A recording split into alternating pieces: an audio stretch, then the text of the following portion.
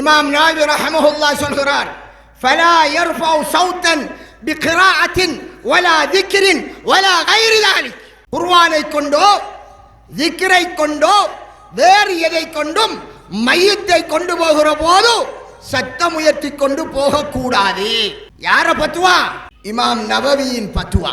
இதுதான் உங்களுடைய இமாம்கள் சொன்னது. இமாம்களுடைய பத்துவாவை குப்பையில் போட்டுவிட்டு நீங்கள் அந்த இமாம்களும் சொல்லாதவைகளை ஏதோ காரணத்தால் வந்த வழியிலே உருவாக்கிவிட்டு எந்த கிதாபும் இல்லாத ஒரு செலவாத்து கூலு இன்னா லில்லாஹி வ இன்னா இலைஹி ராஜிஊன் அஷ்ஹது அல்லா இலாஹ இல்லல்லாஹ் வஹ்தஹு லா ஷரீக லஹு மோதிக்கு போறேன். நீங்க எங்களுக்கு அதை ஓதணும் போல இருக்கின்ற ஓதினா வேற விடயம். மார்க்கத்தை சொல்லவனை பார்த்து, ரசூலுல்லாஹ்வுடைய மார்க்கத்தை சொல்லவனை பார்த்து யூதன் வழிகடனுங்க. அப்படி என்றால் இமாம் நவவி ரஹ்மஹுல்லாஹ் யூதனா வழிகேடனா?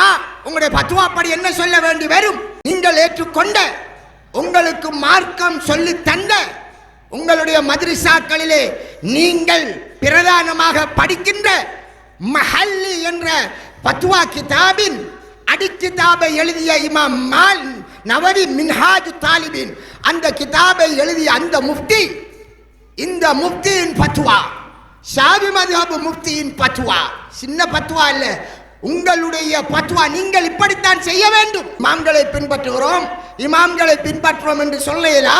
இமாம் நவவியின் பத்வா படி மையத்தை அமைதியாக கொண்டு போக வேண்டும். ஏன் இதை அந்த காலத்தில் இமாம் நவவி சொன்னார் தெரியுமா? அவர் சொல்கிறார், தேவை என்றால் எடுத்து பாருங்கள்.